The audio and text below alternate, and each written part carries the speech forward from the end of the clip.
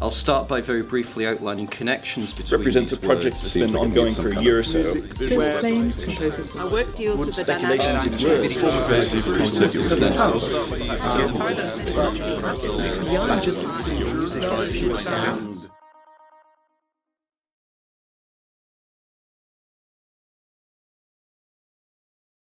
All sound issues from silence, just as all colour pours from the blackness of tar. So silence is not the absence Presence of sound. is not simply the place Rather it is where sound perception at happens, its most but concentrated. is also the meeting ground of memory and anticipation, both of which colour perception. In other words, we find ourselves living both in and through time, The me of the constantly moment engaging with often our faculties seems of simply the memory, residue of retention, frictions and between protension. layers of enactments, who themselves interchange in activity and passivity through time. My behaviour is a composite. It is a behaviour of behaviours, or an identity my kind of way of thinking about identities. making music with and without computers, I suppose the thing that the computer requires of you is that you formalise your musical thoughts. Universal Absolutely, Instrumentarium. or rather, you formalise This is the a part wild that you, with utopian which you want to fantasy of interact with the mine computer. for many years. That we could have orchestras made up not only of violins and clarinets, but of thumb pianos and banjos and ouds and who knows what. Yeah, the idea that if you bring all these different instruments together, treat them as sound sources, almost first principles, that the combination of instruments there might produce a new sound, a new orchestra. I would imagine, I mean, my idea of that is that it would really sound different. The same way that a string section sounds different from individual strings. And, you know, once you have these things in an orchestral context, they really do transform. I'm imagining something like that.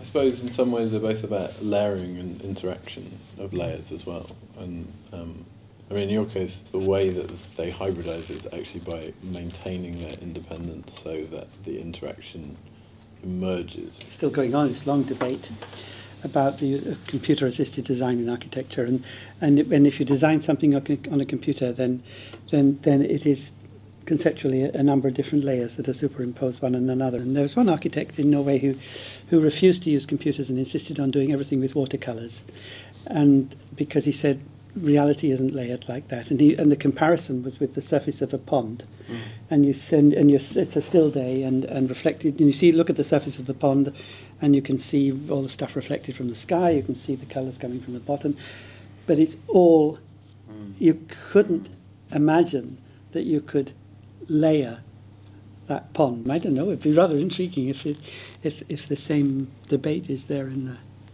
music as in architecture. Obviously the notation system requires that we think about time and pitch levels as being two separate things which we can layer upon one another, but in fact we never experience them separate. I mean, this goes back to this idea of pitching. You know, the sound has a physical reality. There is no Xenakis sound that is outside of time. It's a kind of conceptual approach that allows us to pull those two layers apart. I have composition students today who come in with all of the rhythms composed and no notes yet. Yeah, I mean, yeah. It's not that I've not necessarily thought about it, but I deal with them one at a time. By making those distinctions, you're not looking at those as entirely separate entities, are you? You already have a formed notion of how one thing will inform the other anyway. So, perception is still, the perception of the results is still very much part of that way of working. I don't really see a distinction particularly between gesture as a sort of embodiment of a single thing and working on these things separately. The example I was thinking of is the music itself, the Goshuka, is a chant. It's a verbal chant, like that. And if you happen to put an instrument to your lips, like a flute, and you start piddling around, you'll get a melody, and then you can take it away again. And they say, if the player happens to drop his instrument by mistake, it's okay. So I'm keep on going, doing this stuff. So actually, it really is a hybrid. I have been thinking a lot about lichens, lichens, tomatoes. I don't know enough about lichen evolutionary history to know whether the two life forms co-evolved to form this third thing, or whether it was something that happened kind of by chance at some point. In my practice, what I'm interested in is finding those spaces which can then be hybridized, so that can be co-occupied. So it's sort of that grey space between throwing things arbitrarily at each other and also cultivating things so that they can do that.